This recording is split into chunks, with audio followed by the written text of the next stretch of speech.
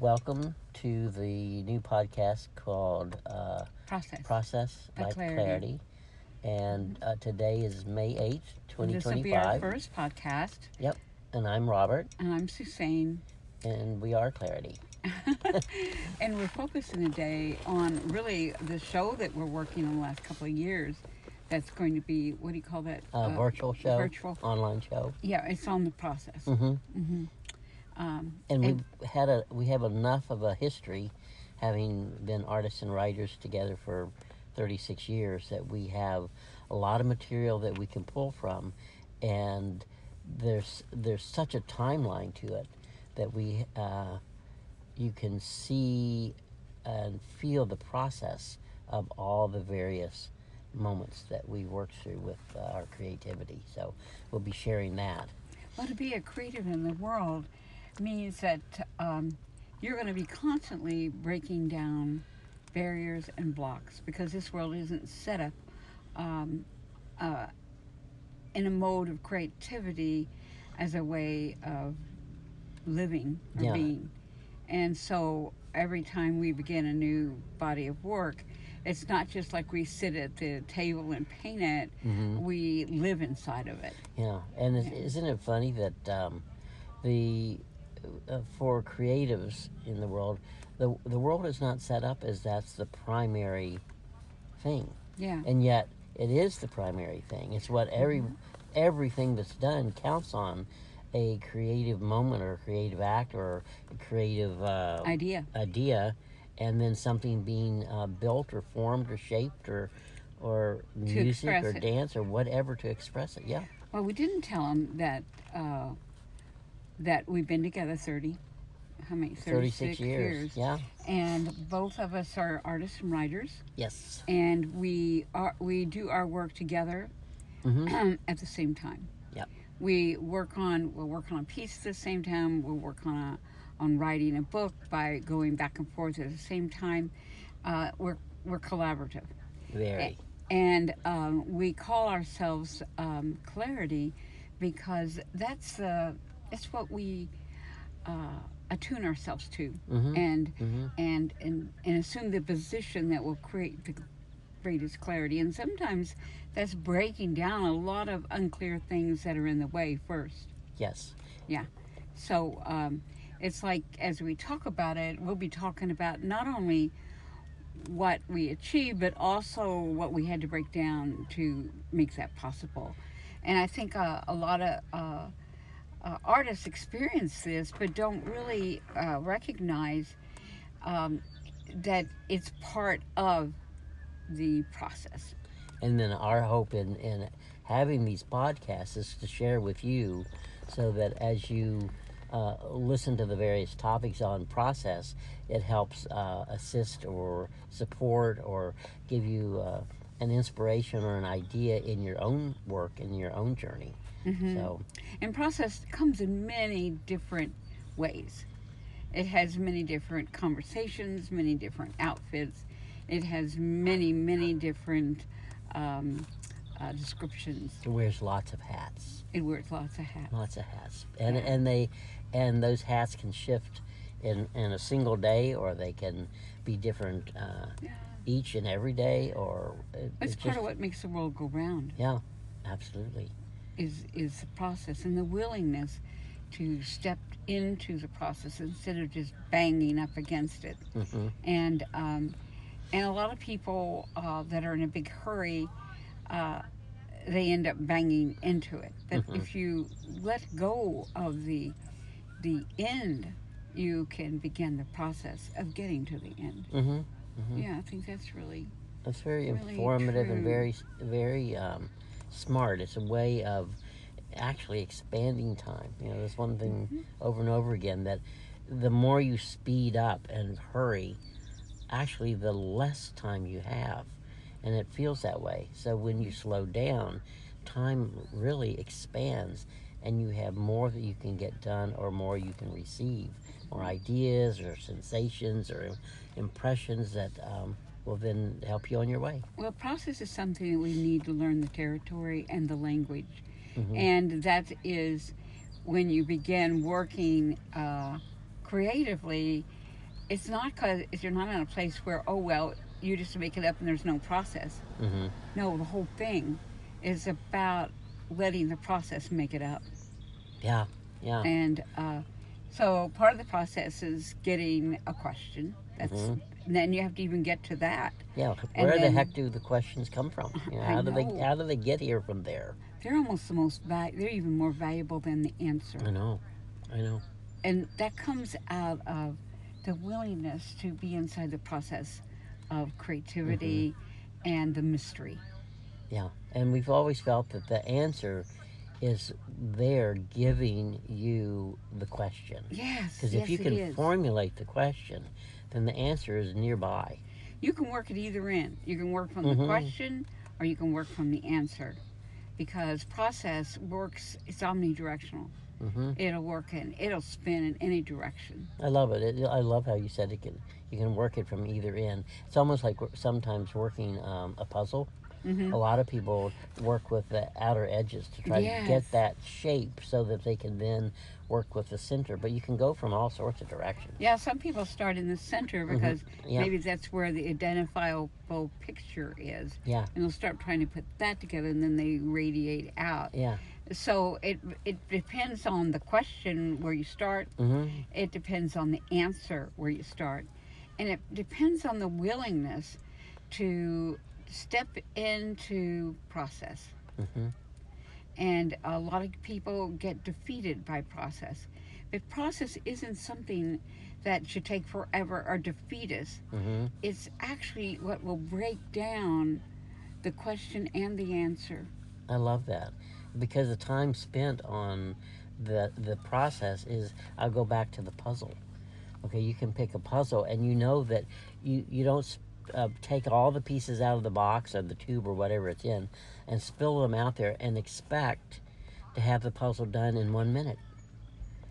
But so you have to allow the time for that process to unfold itself, and part of this whole, using that as a metaphor, if you pick up a puzzle that only has, say, 30 pieces, obviously you're going to be done sooner than the puzzle that has 1,000 pieces. So you can pick and choose where you're pitching your time and energy into what part of a process or a project. It could be a small puzzle or a big puzzle. Yeah, and actually doing both a lot of times is a big help. I know when I was sculpting, sculpture takes a long time. Carving sculpture takes a long time, but drawing or painting was much shorter than that. So I would have both going on because it was a balance. So it gave you patience.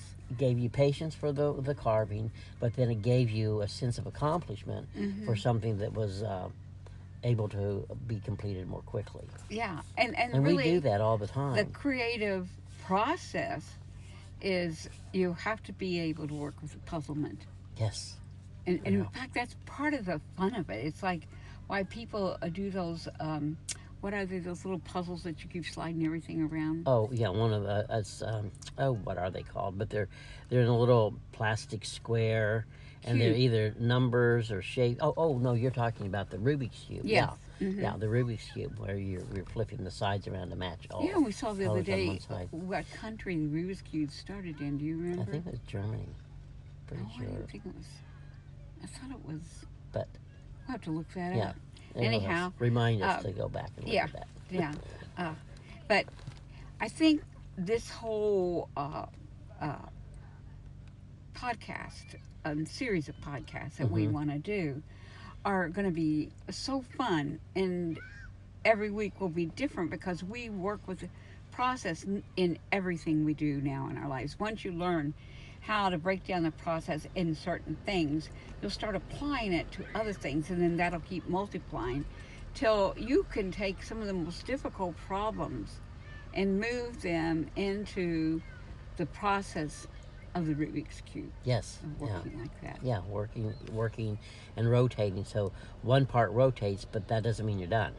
You then have to rotate another piece, and it might be in a different direction.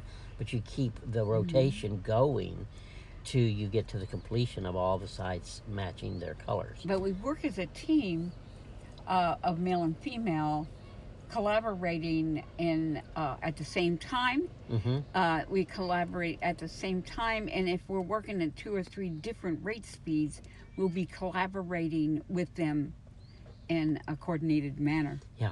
And so at one point, we may draw in a piece together, starting it together. Maybe Robert puts down the pencil, makes a line. I follow with another, and we keep going back and forth. Mm-hmm. And then sometimes we're drawing lines at the same time on the same paper. Yeah. But then another thing is that we learn to do that in all the things we do in our everyday life. Mm-hmm. You know, how, like, one of us may open it up, Mm-hmm. and while the other is closing up another piece.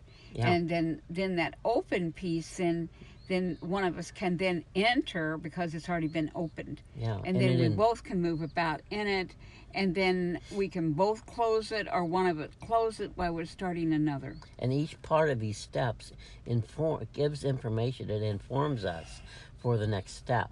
And it can be within the same piece that we're working on, or another piece. Because they're all interconnected. They're not these separate things. They're always a body of work, a series. But just like the body, there are different parts of the body, but they coordinate themselves together. So we'll together. be working on several pieces Yeah. in a body of work, and not just one piece at a time till it finishes. Because one piece will take you so far, and then you have to begin, like you have to go out the window and start the other piece that this piece that you did before opened up. And because it got opened up, you could go through and into it, and you come at some point, there's a door, and that door takes you back to the first piece. Yes. And there you go through that door, and once again, you are working in the first piece. And you may go back and forth between 1 piece, 2 pieces, 3 pieces, 10 pieces, but the flow will stay there as long as you're willing to continue the process.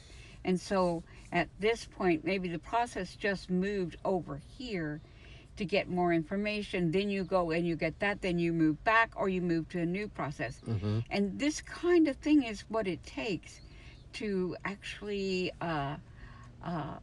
complete a mystery. I know, it is true. I remember at one point there was a time where there were a series of canvases that we were doing. This was in the summer, and we were outside in the garden, and we had the different tabletops and easels that we were working on.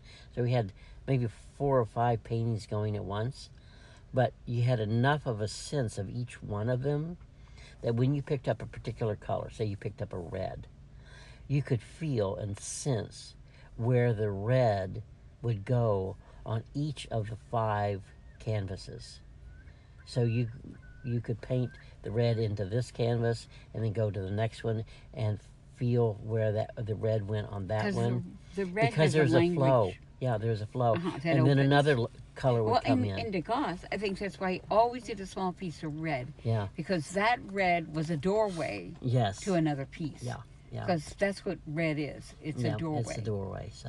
And so it's a doorway to another piece. You put a bit of red, and then you always have the doorway to another piece, and then a bit of red, and you keep going back and forth until you can follow all the it. information. There's a lot of times you can follow where it comes in and out. That's when you can really see a multi-dimensional aspect to your work, when it's not just a surface, but it's feeding the other. So if all of a sudden you could sense of it as a 3-dimensional or more a multi-dimensional piece, then you could see the red lands over here on this, but then it follows through like a thread and then lands somewhere else on the next piece. So it's a very fascinating process. One thing the world we've registered in the world, the importance of red. Yeah. The thing is, we see it as doorway. Mm-hmm. The birth of a child, the blood, it's red. Mm-hmm.